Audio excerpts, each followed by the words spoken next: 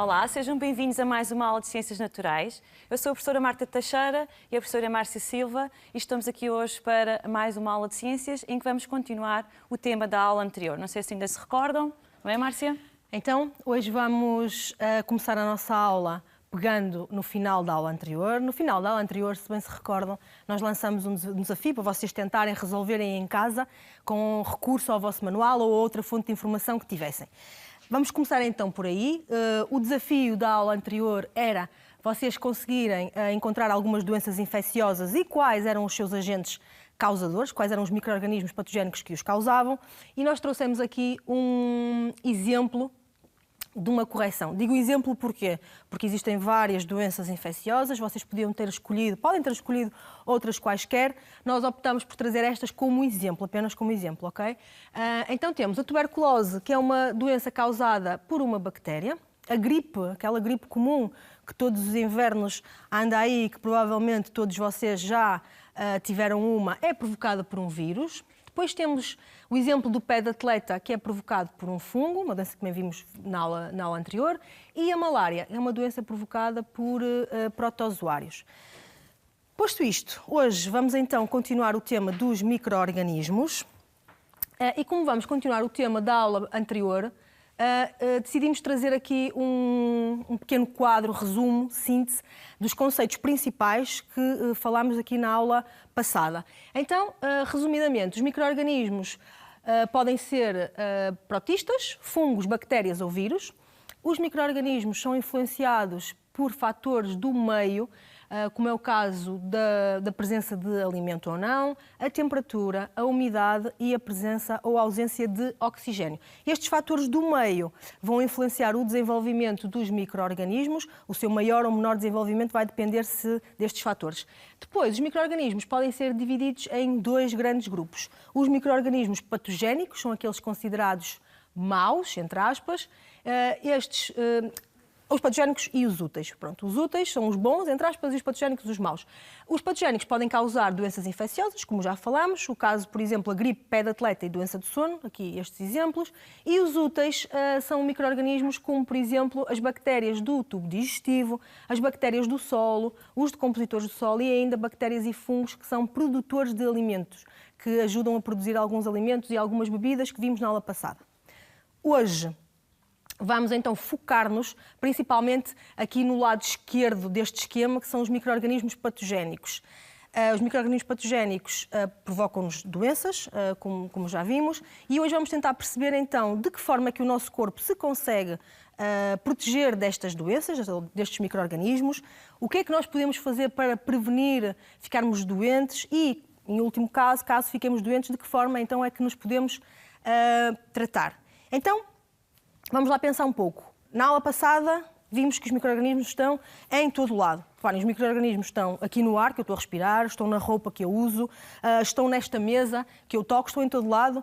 Então, por que motivo é que nós não ficamos constantemente doentes? Estamos sempre a ser junto a micro-organismos, porque é que não estamos sempre doentes?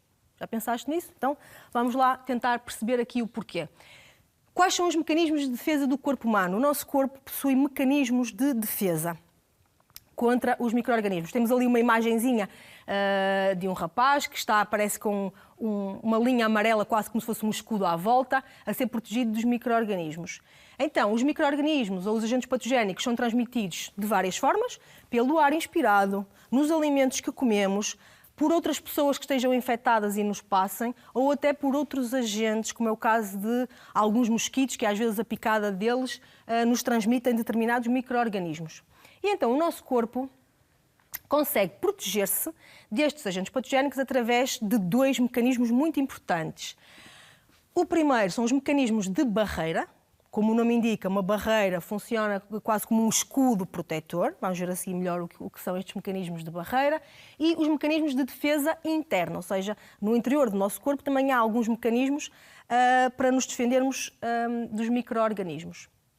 Vamos então agora começar por ver um bocadinho o que são os mecanismos de barreira. Vou-vos mostrar aqui um esquema e os vários exemplos de mecanismos de barreira que nós temos disponíveis. Então, os mecanismos de barreira são a primeira proteção do corpo humano contra micro-organismos patogénicos. Quando um micro-organismo tenta invadir o nosso corpo, estes são os primeiros problemas, entre aspas, que os micro-organismos encontram. São aquela barreira que não permitem tão facilmente que eles entrem no nosso organismo. E, portanto, diz ali que impedem ou dificultam a sua entrada no organismo. Quais são, então, esses mecanismos? Exemplo, a cera dos ouvidos, que normalmente nós não gostamos muito, não é bonito, mas é importante, ok? Ajuda-nos a prevenir da entrada de micro-organismos no nosso corpo.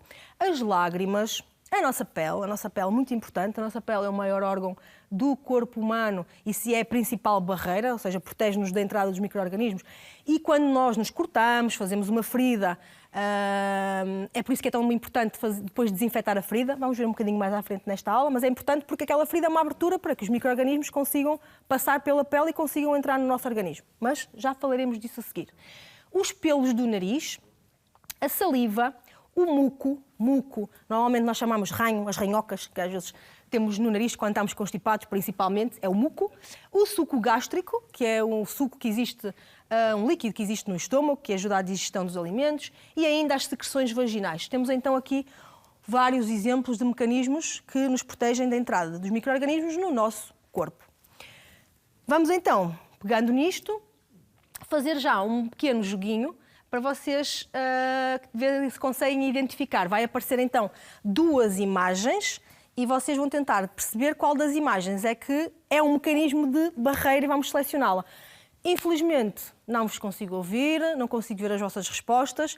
No entanto, vocês joguem, tentem jogar aí em casa também, dar as respostas em voz alta, tentar apostar qual é a resposta certa e depois veem se acertaram ou não, ok? Vamos então aqui começar o nosso jogo e então identifica a barreira natural, neste caso um ouvido, uma vacina e é o ouvido, refere-se à cera, muito bem, é isso mesmo. Depois aqui neste caso o estômago, suco gástrico ou os glóbulos vermelhos, o que é que será a barreira natural? É o suco gástrico. Depois neste caso temos algumas células sanguíneas, ali um vírus, um nariz com pelos, o que é que acham? É o nariz com pelos, exatamente, os pelos do nariz. Um coração ou umas lágrimas. O que é que será então um mecanismo de barreira? São as lágrimas, exatamente. Aqui temos células sanguíneas ou bactérias do intestino. A barreira são as bactérias do intestino que nos protegem. Aqui uma língua, saliva ou alguém a levar aqui oxigênio, parece, uma bomba. É a saliva, isso mesmo. E por fim, lá está, a ranhoca, o muco do nariz ou os músculos do nosso corpo. Barreira natural é o muco. Isso mesmo. Acertaste em tudo? Eu tenho a certeza que sim. Isto era bastante simples. Ok. Posto isto, passamos agora então para os outros mecanismos. Vimos os mecanismos de barreira, a primeira proteção do nosso corpo contra os micro-organismos. Passamos agora para os mecanismos de defesa interna. Ou seja, quando os micro-organismos, apesar daquelas barreiras todas, daqueles entraves à sua entrada, conseguem entrar no nosso organismo, o que é que o nosso corpo faz? Fica sossegadinho? Não, o nosso corpo vai batalhar, não é, contra eles. Então, vamos ver um vídeo em que nos explica um bocadinho melhor isto, ok? Fica então com atenção. O nosso organismo possui mecanismos internos capazes de eliminar agentes patogénicos que nele entrem. As principais células de defesa são os leucócitos ou glóbulos brancos que existem no sangue. Quando ocorre uma infecção, os leucócitos abandonam os capilares num processo chamado diapedese. Chegados ao local da infecção, alguns leucócitos realizam a fagocitose, englobando e digerindo os agentes patogénicos. O local da infecção fica quente, inchado e avermelhado, podendo sentir-se dor. Em certas ocasiões, observa-se ainda a formação de pus, onde abundam células mortas. Este conjunto de processos constitui a resposta inflamatória local.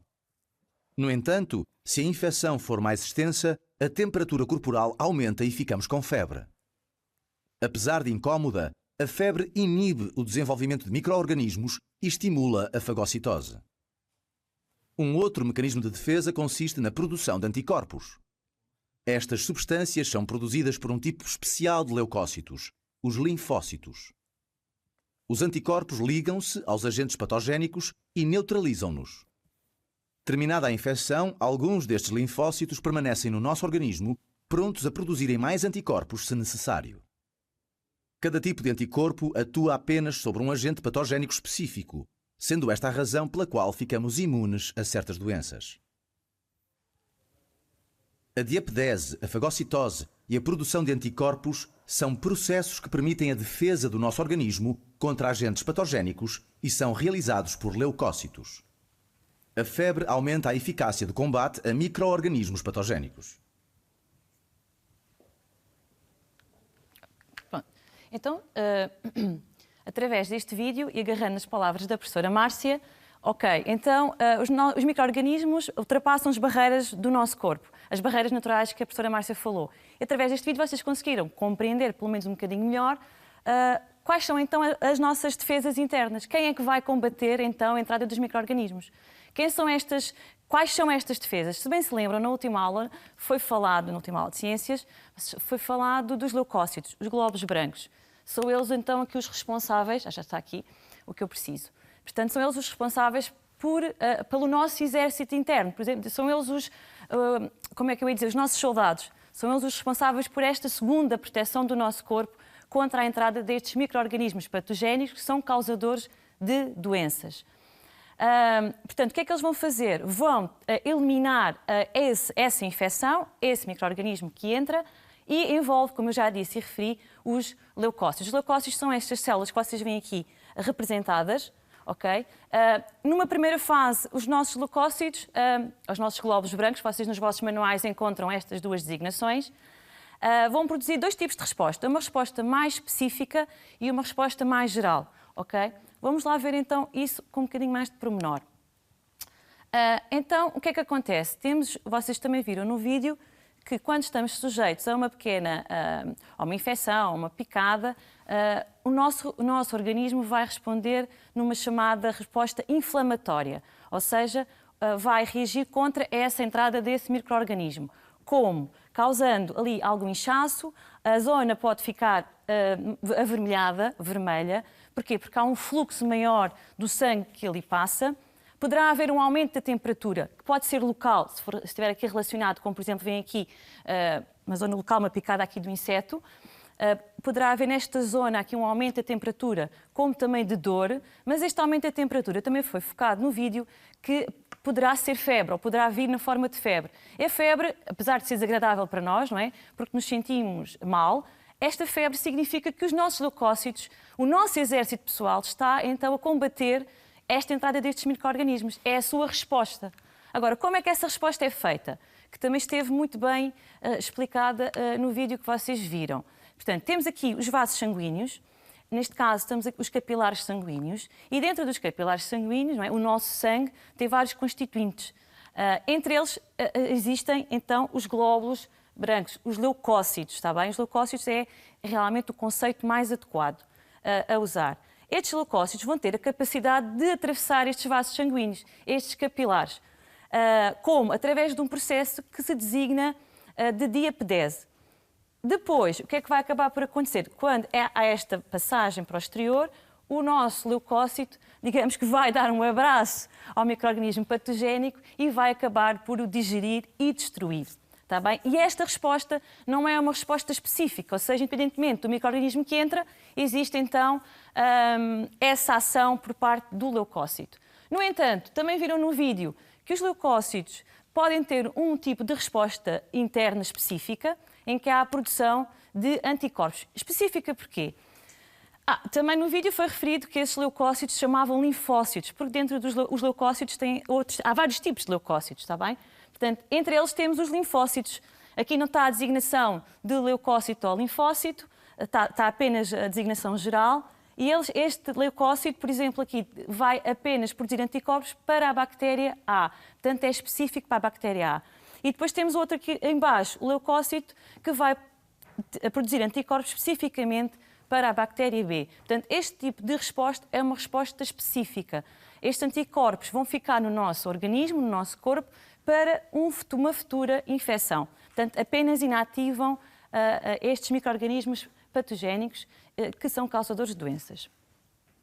Bom, então também temos aqui, para sintetizar estes conceitos de mecanismos de barreira e mecanismos de defesa interna, temos aqui alguns conceitos que já ouviram falar, tanto eu como a professora Márcia.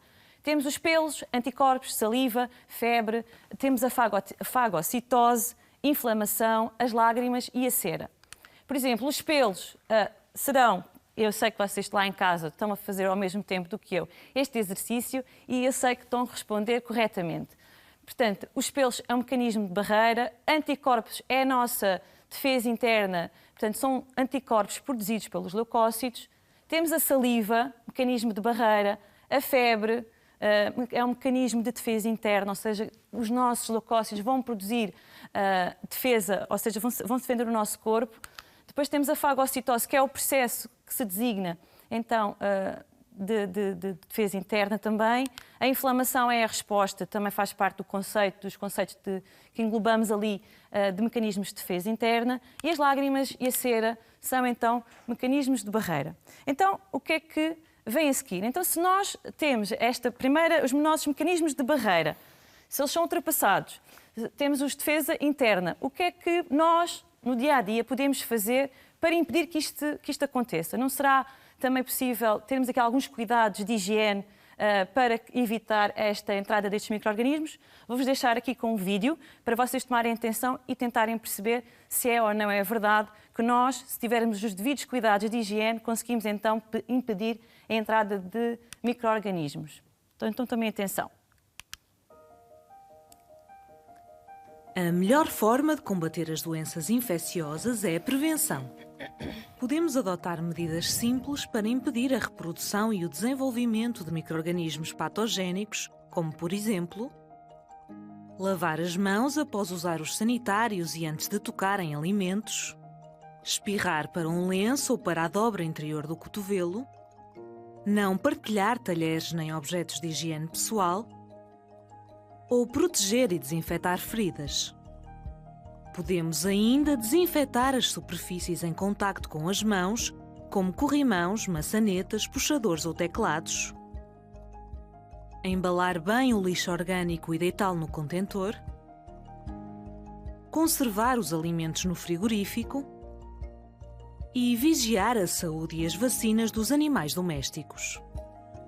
Há outras medidas usadas, por exemplo, nos hospitais, para diminuir o perigo de contágio pelos micro-organismos patogénicos, como a desinfecção, que elimina a grande maioria dos micro-organismos através da aplicação de desinfetantes e antissépticos, e a esterilização, que elimina totalmente os micro-organismos através do calor ou de radiações.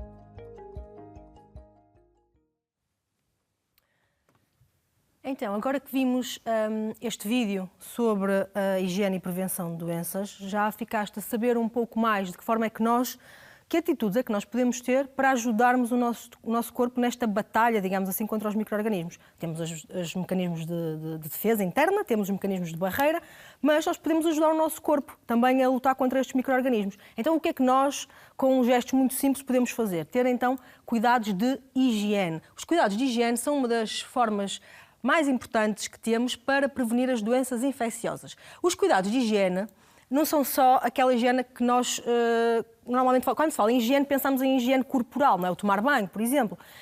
A higiene pode ser higiene de várias formas. Então, vamos falar só aqui um bocadinho sobre sistematizar aqui as ideias e ver aqui as várias formas de higiene que podemos ter. Temos a higiene corporal, aqui na primeira imagem, é aquela mais simples, que penso que todos saberão o que é que se refere. Lavagem das mãos frequentes, nos últimos tempos muito falado em todos os meios de comunicação social, em todo lado vocês ouvem falar da importância de lavar as mãos regularmente. O tomar banho diariamente, o lavar os dentes, tudo isto são medidas de higiene corporal. Higiene alimentar, o que é que será isto da higiene alimentar?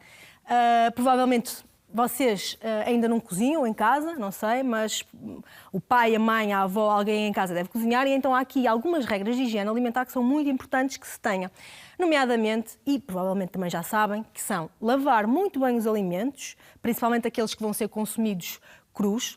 Mesmo os alimentos que são cozinhados devem ser lavados. Depois, os alimentos cozinhados devem ser bem passados, é uma coisa importante. A carne, o peixe deve ser bem passada, pois podem conter micro-organismos e que, se não forem eliminados pelo calor ao ser cozinhados, podemos estar a consumi-los.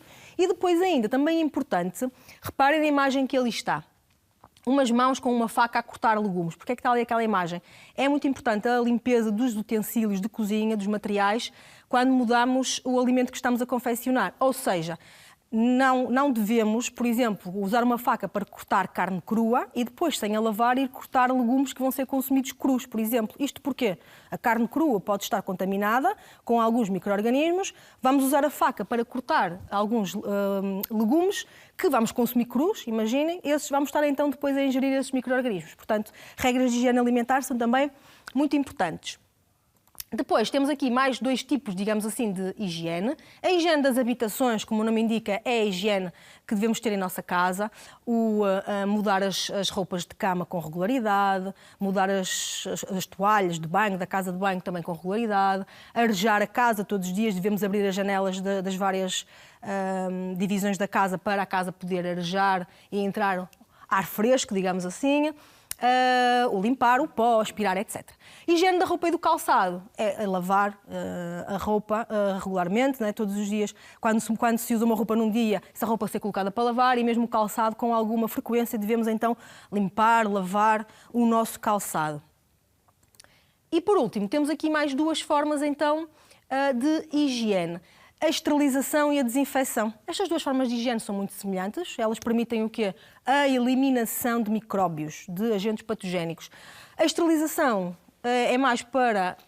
é para objetos ou coisas inanimadas, digamos assim. Vemos ali uma imagem de algumas chupetas de bebê e tetinas de biberão, etc. A desinfecção refere-se então à eliminação de micro-organismos em seres vivos. Por exemplo, quando caímos e nos magoamos, fazemos uma ferida, essa zona deve ser bem desinfetada, porque, como falei ainda há pouco, a pele é um órgão que é um mecanismo de barreira muito importante, e quando a pele é removida, a entrada de micro-organismos naquela zona é muito, muito mais fácil. Então tem que ser bem desinfetada para eliminar todos os micro-organismos que ali ficaram. Também temos então aqui, digamos assim, 6 tipos de higiene, de medidas que devemos ter diferentes. Para além disto tudo, das medidas de higiene, que são muito importantes, será que existe mais alguma coisa que nós podemos fazer para nos protegermos destes agentes infecciosos, digamos assim? Será que há? Há uma coisa muito importante, que é a vacinação. Todos vocês já ouviram falar em vacinas, certamente. Toda a gente já sabe o que é uma vacina. Toda a gente já provavelmente levou, digamos assim, uma vacina. Normalmente não gostamos nada quando é dia de ir apanhar vacinas. Aquilo dói um bocadinho, mas tem que ser, e é muito importante que o façamos. Vou então agora colocar aqui um vídeo sobre vacinação e prevenção de doenças, de que forma é que as vacinas são então fundamentais para a prevenção de doenças. Também vamos ficar atento ao vídeo. Ao sermos infectados por certos agentes patogénicos, como vírus e bactérias, alguns leucócitos produzem anticorpos específicos para estes, neutralizando-os. Terminada a infecção, alguns destes linfócitos permanecem no nosso organismo, prontos a produzirem mais anticorpos se necessário. Se formos infectados novamente pelo mesmo agente, não adoecemos com tanta facilidade, pois já estamos imunes. Outra forma de adquirirmos imunidade é através da vacinação. As vacinas são um método de prevenção que contém um agente patogénico morto ou inativo. A sua administração estimula o sistema imunitário a produzir leucócitos que fabricam anticorpos específicos para combaterem o agente patogénico. Se mais tarde formos infectados novamente por esse mesmo agente, o nosso corpo já dispõe de defesas que o eliminam rapidamente. Deste modo, adquirimos imunidade sem adoecer. A vacinação é, por isso, muito importante para não contrairmos infecções graves e para não propagarmos estas doenças a outras pessoas. O Plano Nacional de Vacinação, programa gratuito e acessível a todas as pessoas, inclui diversas vacinas contra doenças, como é o caso da vacina contra o tétano e difteria ou contra a hepatite B. A administração de cada vacina do programa varia em número de doses, idade adequada ou grupo de risco. Deves ter o teu plano de vacinação atualizado para te proteger de certas doenças. Ora bem, então, como acabaram de ver no vídeo, o vídeo explicou quase tudo o que eu ia dizer e com certeza vocês agora vamos fazer só aqui um breve resumo. Isto agora está aqui, já passou. Então, as vacinas, tal como há pouco a Márcia disse, e disse bem, são muito importantes e vão nos ajudar também a prevenir aqui as doenças infecciosas. E o vídeo também explicou isso tudo muito bem, eu agora vou passar aqui um pouco mais à frente. Portanto, o nosso corpo, as nossas defesas internas, como há pouco foi referido, têm os leucócitos. Os leucócitos são muito importantes, então, para criar esta imunidade. No sentido de que a vacina é, então, constituída pelo micro-organismo ativo, inativo, aliás, ou morto, digamos assim, e vai promover a produção de anticorpos. Essa produção de anticorpos é feita, como vocês viram no vídeo, através dos linfócitos, que são um tipo específico de leucócitos, e é importante porque vai criar ou vai promover a imunidade a longo prazo, que é aquilo que neste momento nós não temos perante esta doença que nos afeta a todos e por isso estamos todos em casa, que é a Covid-19, porque o nosso corpo nunca tinha estado sujeito a esta infecção, portanto não reconhece este micro-organismo e não há uma vacina também para poder combater a entrada deste micro-organismo. O plano de vacinação, tal como foi referido, é muito importante.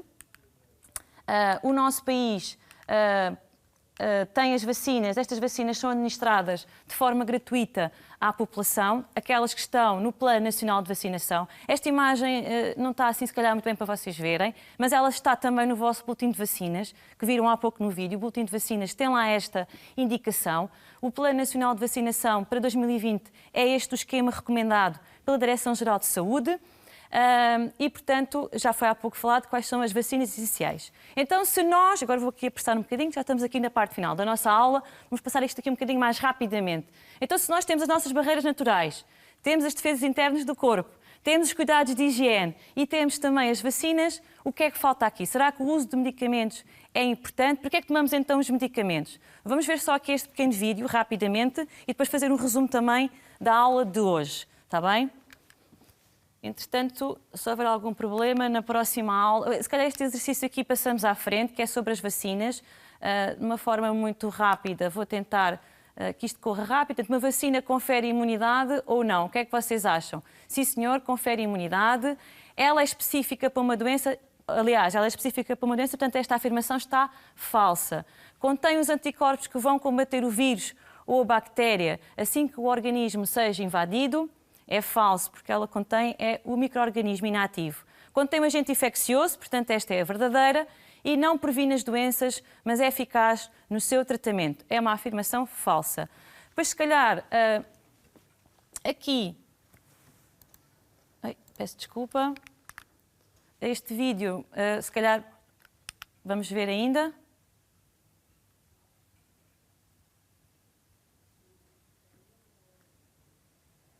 Cuidados. Os antibióticos tratam e curam apenas doenças causadas por bactérias, mas a sua utilização indevida é prejudicial, já que leva ao desenvolvimento de bactérias resistentes que serão cada vez mais difíceis de eliminar. Por isso, devemos ter alguns cuidados, como tomar o antibiótico até ao fim, mesmo que te sintas melhor. Respeitar os horários da toma para garantir a eficácia do antibiótico, já que os medicamentos permanecem no organismo apenas durante um período de tempo. E nunca devemos tomar restos de antibióticos guardados, mesmo que sejam teus, pois os antibióticos não são todos iguais, são específicos para determinadas bactérias. Para situações passageiras e sem gravidade, podemos comprar medicamentos de venda livre, ou seja, vendidos sem receita médica, mas a sua toma deve seguir as indicações prestadas na farmácia ou as indicações escritas no folheto informativo. E se os sintomas persistirem ou se surgirem efeitos secundários, deves procurar ajuda médica. No entanto, o ideal é adotarmos hábitos de vida saudáveis e tomar medicamentos apenas quando estritamente necessário.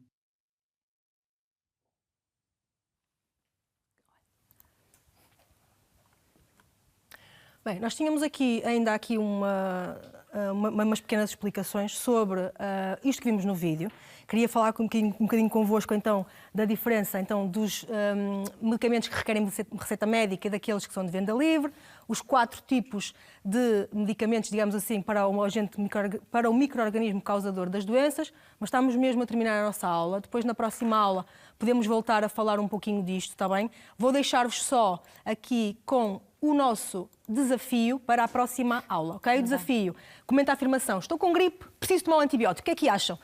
Pronto, até à próxima então, aula. À próxima aula, não se esqueçam de cumprir o desafio. Adeus. Adeus.